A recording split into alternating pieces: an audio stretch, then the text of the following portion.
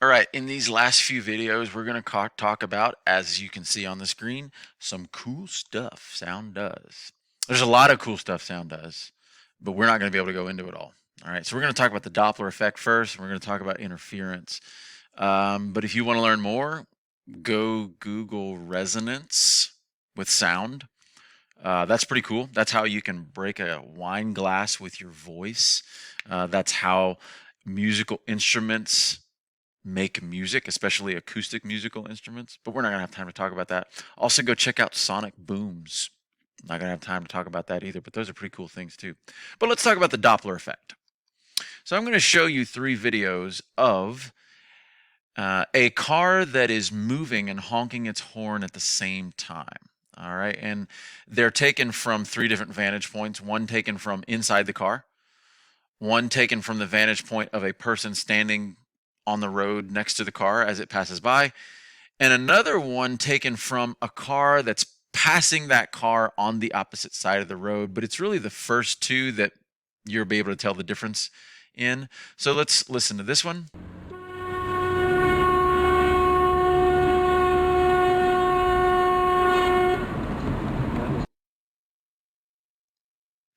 So it's pretty straightforward. What I wanted you to hear with that one is that the pitch doesn't change, which is obvious, right? When you honk your horn makes a sound with a constant pitch, the same frequency. But what's interesting is if you're standing on the side of the road, you don't hear that. You hear something different like this.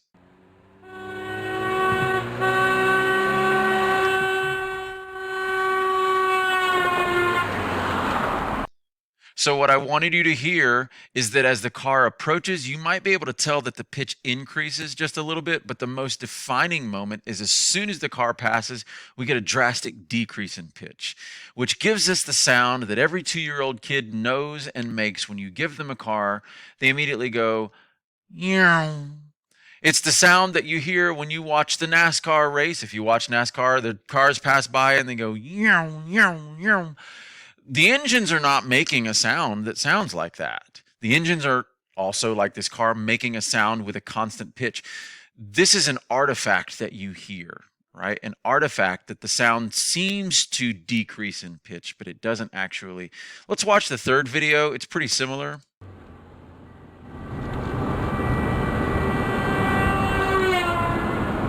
The only thing you really should notice there is that the pitch decreases faster than it did in this one. And the reason is because the relative speed has increased, since now, instead of being a stationary observer and being passed, the 2 cars are driving in opposite directions. And so they pass each other with a relative speed that's twice what it was before.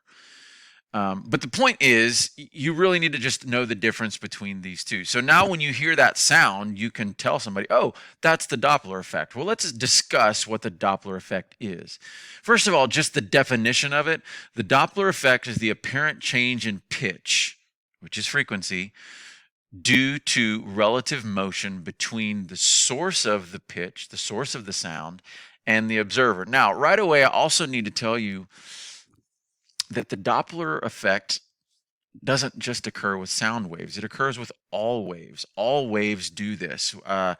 We can use the Doppler effect with radio waves to determine where storms are and whether they're moving toward or away from the Doppler source. We can use the Doppler effect to look at stars with radio waves there. The Doppler effect is also used to check speed on a radar gun. So there's a lot of ways to use the Doppler effect. But the definition of it is the apparent change in pitch, which is what you heard earlier. That apparent change means sounds like the pitch is changing, but it's not really changing. It's an apparent change, like a seeming change, due to relative motion between the source and the observer. Now, in your notes, I want you to draw this table. And I want to look at 4 conditions here. I want to look at the sound source standing still, moving at Mach 0.7, which Mach is the speed of sound. So this would be the sound source moving at close to the speed of sound, and then at the speed of sound, and then we go past the speed of sound. So pause the video real quick and just draw this table. In each one of those boxes, I just want you to draw a picture. There's going to be a small GIF here. The first one is the sound source standing still, making sound not moving, and the sound waves emanate out in all directions with equal distance between the wavefronts because the sound isn't moving. Now that changes if the sound source is moving. If you look closely at this one, you'll notice that the source of the sound is moving to the right, and it's emitting sound waves at the same time, and the sound waves are being emitted at the same frequency. But now what's happening is, since it's moving to the right, you'll notice that the waves on the right side, since it's moving that way, are kind of getting bunched up a little bit. They're closer together, whereas the waves on the left side are getting stretched out compared to the way that they're being emitted. All right, and we'll talk about what that means in a minute. But then if we move again to Mach 1, well, now we're going to move at the same speed as the sound waves we're creating. And this can really only happen, both of these last two really only happen with airplanes and supersonic or close to supersonic bullets, where they make waves and they travel at the same speed as the waves they're creating. This would kind of be like, it's not possible, but it would kind of be like if I threw a baseball and then I could run at the same speed that I throw that baseball. This also looks like, imagine a duck paddling on the water, right? If the duck is moving slower than the water waves move, it might look like this. But if the duck is moving at the same speed that the water waves move, now it's moving a little faster, it might look like this, where the duck is the dot. All right. Now notice here what you're getting is there's a really high pressure wall of air right here at the front, because all those compressions are compressing together. And this is where we get the sonic boom, and you can go look up how that works. But when you actually move past the speed of sound, it's kind of interesting because you're moving faster than the sound waves you're creating, right? So you made a sound wave back here. That sound wave emanates out in all directions, but you're already past where that sound wave is. It's kind of like throwing a baseball and outrunning the baseball that you threw. Or if this is a duck, the duck actually maybe got scared and it's moving faster than the water waves that it's creating. And so the duck would again be the dot, and it might look like this. So this is an illustration of what it would look like when something is going supersonic, when it's moving fast past the speed of sound. And this right here is where your sonic boom occurs. I'm not going to have time to go into that. You can go look that up yourself. But the way the Doppler effect works, you need to know this slide. We need to be clear, first of all, that the frequency being produced by the source is constant. It is not changing at all. Just like that horn we heard earlier. The change in frequency you hear is an apparent change in pitch. And apparent doesn't mean a mom or a dad. That was a joke. Did you catch that? Apparent means it seems to change. It sounds like it changes to you. It goes, it's an apparent change, even though the change isn't really happening. The change is not being produced, in other words. It's kind of like an optical illusion, right? We see things that aren't really there. Well, this is an auditory illusion. All right. So what happens, to be clear, here's our GIF again of the Mach 0.7 going close to the speed of sound.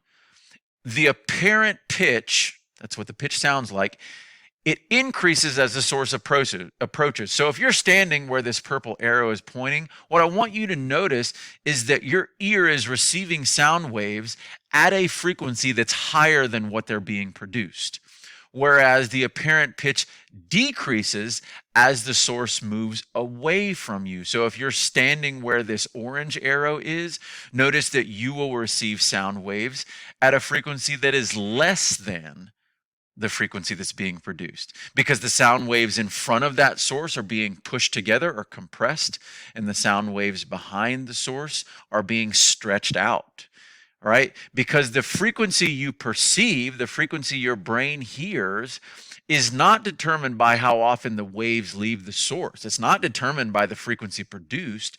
It's determined by the frequency that the sound waves are hitting your ear. And that's going to change if the source of the sound is moving, right? So in the front of the wave, you're receiving waves at a high frequency, so you hear that increased pitch.